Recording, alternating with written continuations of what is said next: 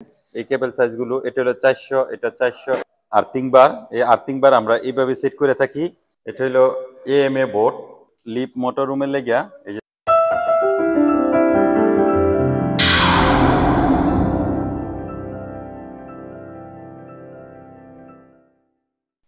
আসসালামু আলাইকুম, আশা করি সবাই ভালো আছেন। আলহামদুলিল্লাহ আমিও ভালো আছি। সবসময় আপনাদেরকে আমি ইলেকট্রিক কাজের আপডেটগুলো দিয়ে থাকি। মালয়েশিয়া আমরা কিভাবে কাজ করি, এখানে কাজ করতেছে, এই যে কেবল টেবিল বানতেছে, কেবল আইছে, এই যে এই সেট, এখানে এক সেট, এখানে এক সেট, এখানে এক সেট, এখানে এক সেট। আমি অসংখ্য ভিডিওর মধ্যে বলছি যে আমরা 40 তলা বিল্ডিং এর জন্য 4 সেট কেবল ব্যবহার করব। এখানে 4 সেট আছে। কেবল সাইজগুলো দেখেন, এই যে এটা হলো 400, এটা 400, এটা 400, ওটা হলো 500 কেবলের সাইজ। এখানে এই যে দেখেন,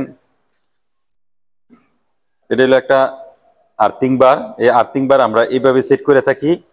এখান থেকে আবার সাপ্লাই আইব, এটার মধ্যে যাইবো, এই বডির মধ্যে। আমরা এই কেবলগুলো কিভাবে টানতেছি, কিভাবে কাটতেছি আপনাদেরকে এক এক করে আমি দেখাই। টেরে দিয়া, এটা হলো জেনসেট। এই জেনসেটের জন্য এই যে এই কেবল অলরেডি টেনে রাখছি। এই কেবল সাইজ হলো 240।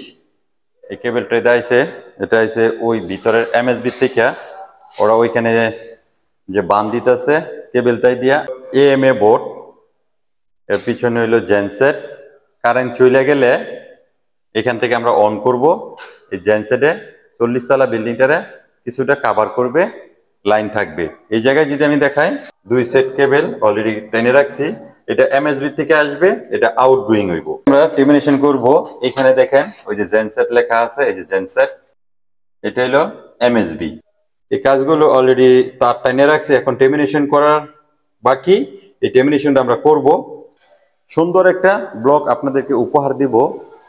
টিএমবি থেকে ট্রান্সফরমার থেকে সিটি মিটার থেকে এমএসবি থেকে এএমএ বোর্ডের থেকে জেনসেট।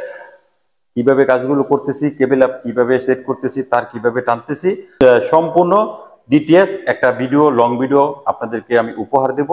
অপেক্ষায় থাকেন। লিপ মোটর রুমের লেগিয়া এই যে দেখেন 220 মিটার লম্বা এই 4 সেট কেবল লাগবে। এখানে হইল গিয়া, এটা যদি লাল, নীল, এখানে হলুদ, নিউট্রাল, এটাকে বলা হয় 3 পেজ। এটাও সেম। এটা হইলো 154 মিটার, লাল, হলুদ, নীল, কালো, 3 পেজ। আমরা এই কেবলগুলো কিভাবে কাটতেছি, কত সাইজ, কেমনে বুঝি, এই বিষয়ে আপনাদেরকে দেখ। এই টিমটা আমার, ওদেরকে আমি বুঝাই দিই কেবল কতটুক লাগবে, কত সাইজ লাগবে, এবং এটা কি কেবল। এখানে ভুল করার কোনো সিস্টেম নাই। যদি ভুল করিয়া মাঝখান্দা কেবল আমার 20 মিটার লাগবো, 15 মিটার কেটে লাইছে 5 মিটার শর্ট হইব, এই কেবল সেটটাই বাদ হইব। এখন আমি তাদের কাছ থেকে জানি ওরা কিভাবে কাজটা করে। আপনি এই কেবলগুলো কিভাবে কাটেন, কিভাবে বুঝেন, এ বিষয়ে আমাকে একটু তথ্য দেন। এই লেখা দিয়ে কি বুঝায়? এই লেখা দিয়া 1 মিটার থেকে 1 মিটার দূরত্ব লেখা আছে। 1 মিটার থেকে আরেক মিটারের দূরত্বটা বুঝায়।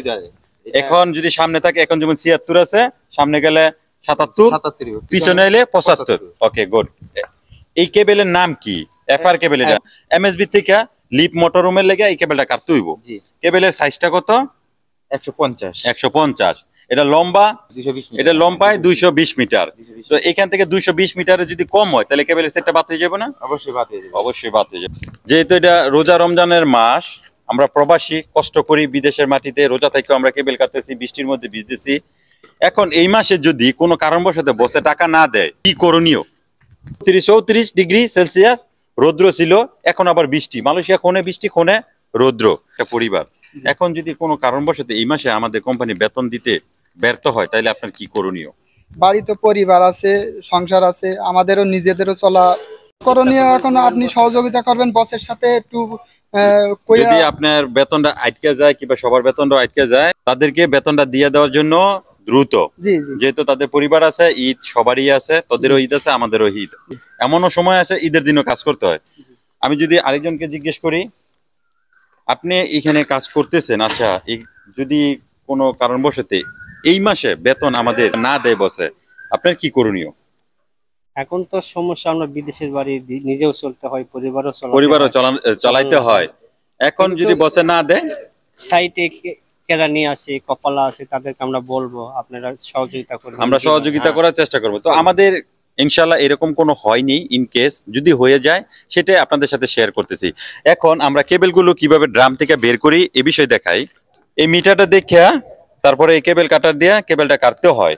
এই ড্রাম থেকে এই কেবল এভাবে বের করতে হয়। এটাকে বলা হয়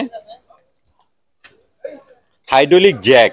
এই জ্যাক আপনার উঁচা নেচা করা যায়, এখানে গার্ড আছে 1 2 3 4 এরকম গার্ড আছে। এই গার্ড দিয়েই আমরা কেবলের ড্রামটা উঁচু নিচু করি। তো এখানে আমার এই টিমগুলো কাজ করতেছে রোদ্রের মধ্যে, রোজা থাকেও ওদের জন্য দোয়া কর। এখন আমি দেখাই কেবলটা আমরা কি অতি সহজে কিভাবে কাটি। এই যে দেখেন কেবলটা কাটেন, কেবল কাটি এইভাবে এই কাটার দিয়া। তো সবাই ভালো থাকবেন, সুস্থ থাকবেন।